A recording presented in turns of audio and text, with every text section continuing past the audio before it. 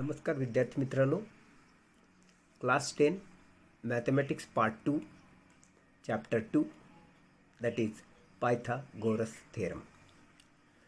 यामध्ये आपण आज थेरम ऑफ जॉमेट्रिक मीन बघतो आहोत आणि त्यावर आधारित एक्झाम्पलसुद्धा बघतो आहोत. So problems depending on theorems of geometric mean. So first of all, what is theorem of geometric mean?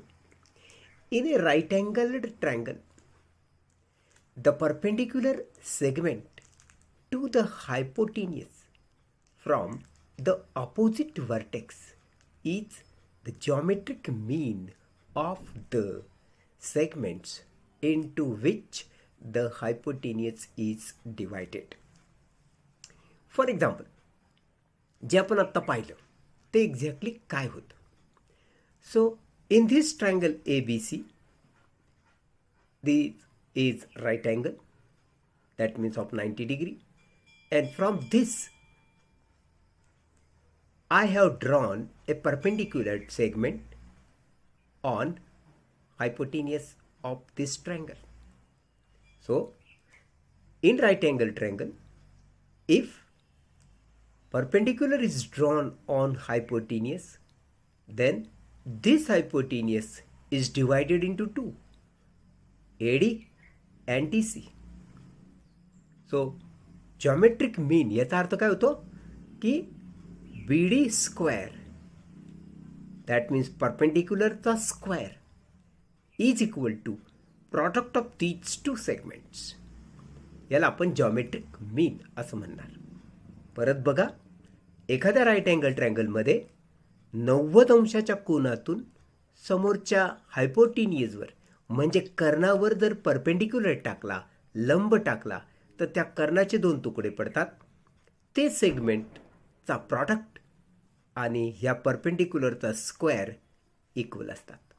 So B D square is equal to A D into D C is theorem of geometric mean.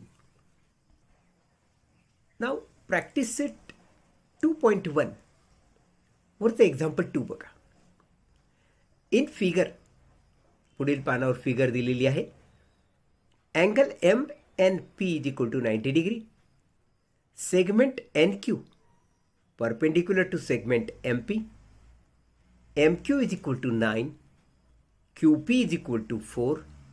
Find N Q असा question विचारलेला आहे. तर हा तो M N P triangle. Here is right angle and from right angle a perpendicular segment is drawn on hypotenuse is N Q. आपण तसं लिहूया. In triangle M N P angle M N P is equal to 90 degree which is given. Also given that segment NQ perpendicular to segment MP, this is also given. म्हणजे geometric मीन theorem ची सगळी पूर्तता या ठिकाणी झालेली आहे. Right angle triangle आहे, right अँगलमधून हायपोटेन्यूसवर perpendicular टाकला आहे.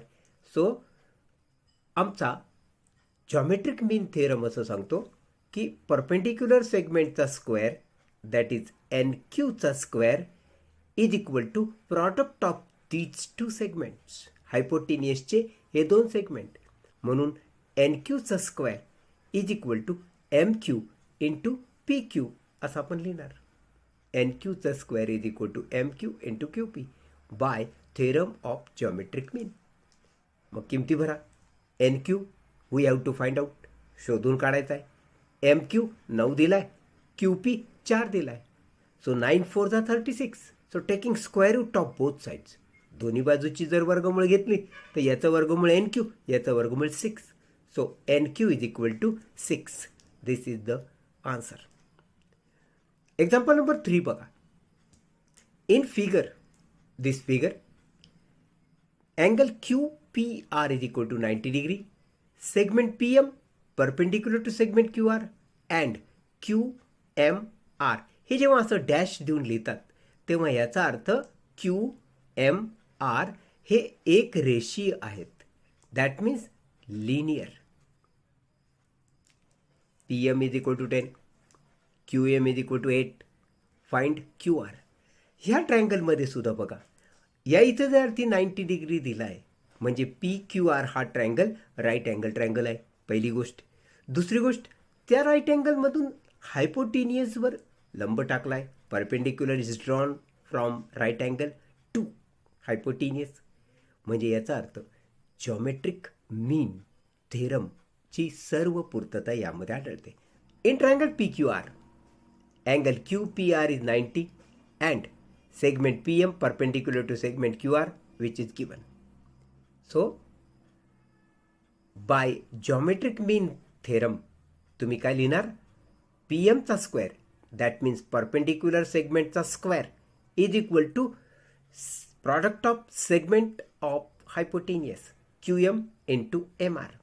Also it is given that PM is equal to 10 and QM is equal to 8.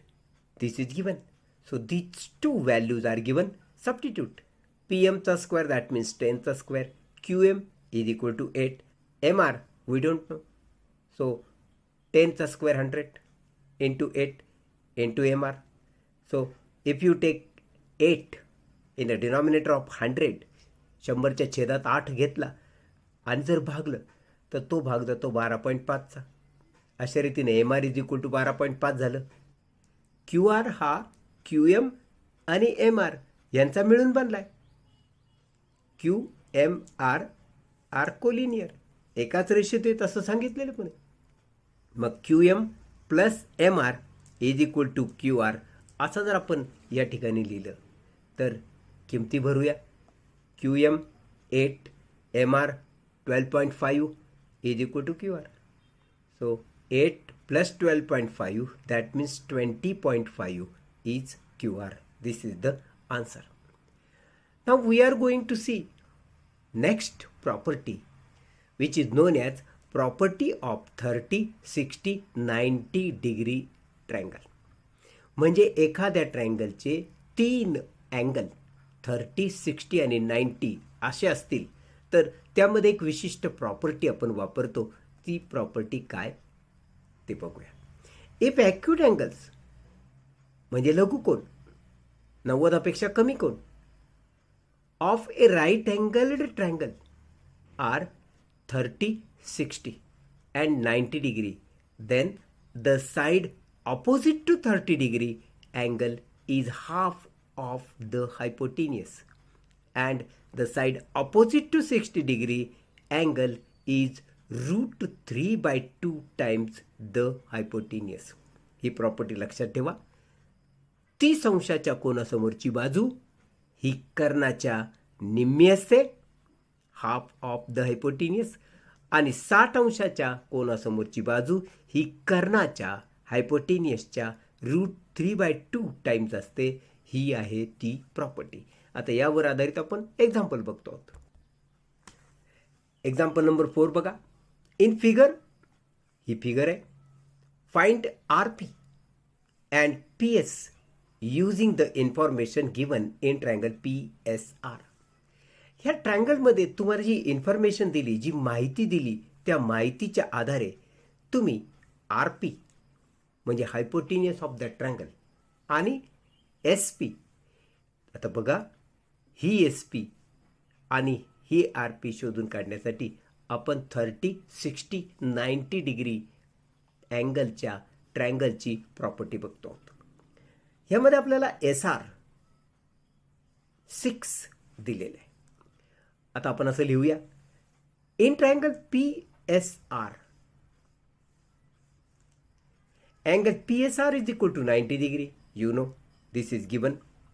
Angle SPR is equal to 30 degree, which is also given. These two things are given. Definitely, third angle will be of 60 degree. कारण त्रिकोणाच्या 3 कोनांची बेरीज तर 180 होत असते. ह्या दोघांचीच बेरीज जर 120 होते तर डेफिनेटली तिसरा कोन 60चाच असला पाहिजे, तरच बेरीज 180 होणार.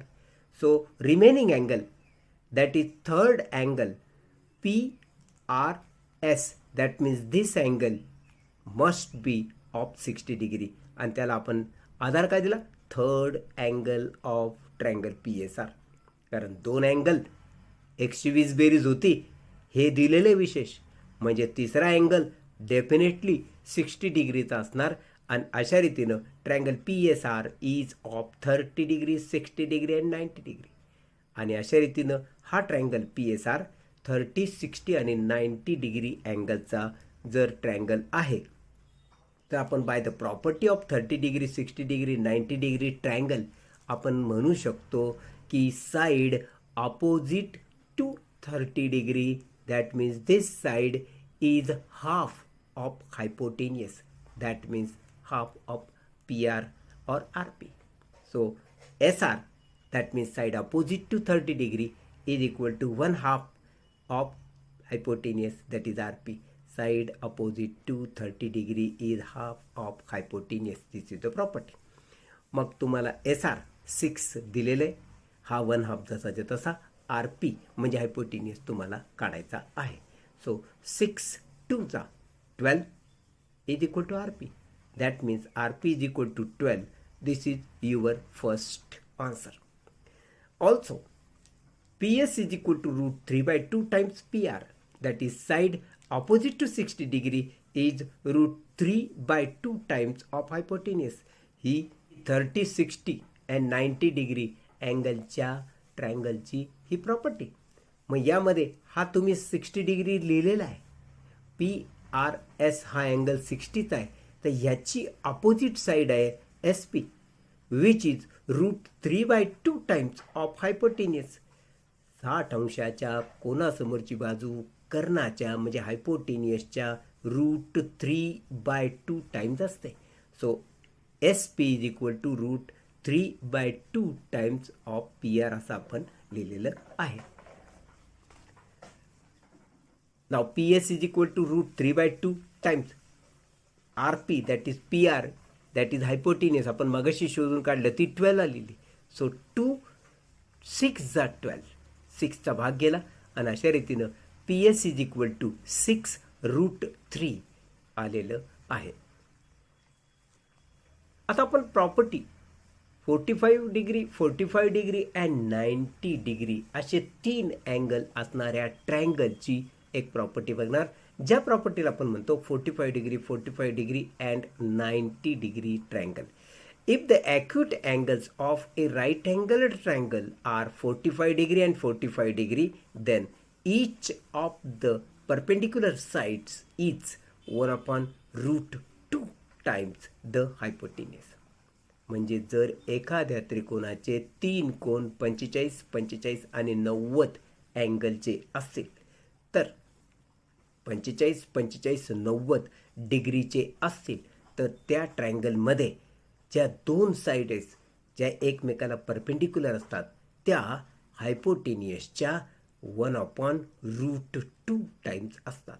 म्हणजे 1/2 पट हायपोटेनियसच्या असतात. आता एक्झाम्पल 5 बघा. For finding the AB and BC with the help of information given in figure, complete following activity. तुम्हाला एक ट्रायंगल दाखवलेला आहे फिगरमध्ये ABC. यामध्ये AB आणि BC इक्वल आहेत असं दर्शवलं आहे. हा 90चा अँगल आहे आणि हे AC √8 दिलेलं आहे. This is information given. So AB is equal to BC असं याने म्हटलं आहे. हे इथं काय लिहायचं, त्यासाठी एक बॉक्स दिला आहे ब्लँक, तिथं आपण लिहायचं गिवन.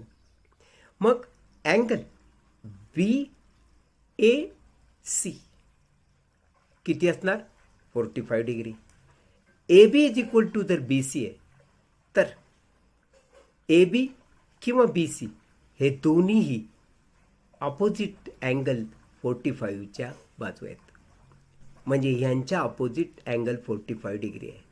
एक गोष्ट लक्षात ठेवा, अँगल BAC आणि अँगल BCA हे दोन्हीही इक्वल अँगल असणार आणि ते 45चे असणार. हे इक्वल यासाठी असणार की AB is equal to BC असं जर म्हटलंय तर हा समद्विभुज त्रिकोण झाला. म्हणजे या ठिकाणी या 2 बाजू समान, तर त्यांच्या पायालगतचे कोण समान. हा जर 90चा आहे तर उरले हे दोघंची बेरीज 90 व्हायला पाहिजे.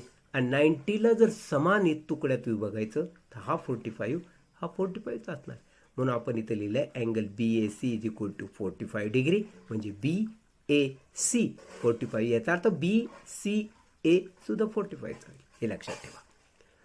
आता प्रॉपर्टी आम्हाला असं सांगते की हे ज्या ॲक्यूट अँगलच्या 45, 45, 90 डिग्री अँगल असणाऱ्या ट्रँगलच्या परपेंडिक्युलर बनणाऱ्या बाजूच्या किंवा ज्या दोन बाजू परपेंडिक्युलर आहेत त्या बाजू ह्या हायपोटेनियसच्या 1/√2 टाइम्स असणार.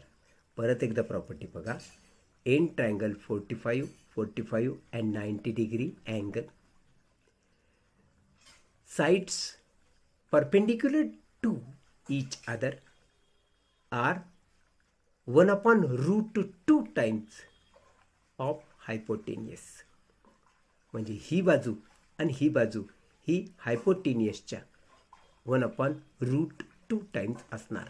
म्हणून यामध्ये AB आणि BC या परपेंडिक्युलर साईड्स आहेत, त्या 1/√2 टाइम्स ऑफ AC म्हणजे हायपोटेनियसच्या असणार. म्हणून या चौकोनात या ब्लँक जागेमध्ये आपण 1/√2 लिहिणार. मग AC किती आहे? √8. मग √2 ने याला भागायचं तर पहिल्यांदा याची फोड करून घ्या. तुम्हाला माहिती 8 म्हणजे काय? 4 × 2. रूटमधून जर 4 म्हणजे परफेक्ट स्क्वेअर बाहेर आणला तर त्याचं स्क्वेअर रूट होणार. आणि अशा रीतीनं √8लाच तुम्ही लिहिताल 2√2. आणि अशा रीतीनं हा √2 आणि हा √2 will get cancel. Only remain 1 × 2, that is 2. So AB is equal to BC is equal to 2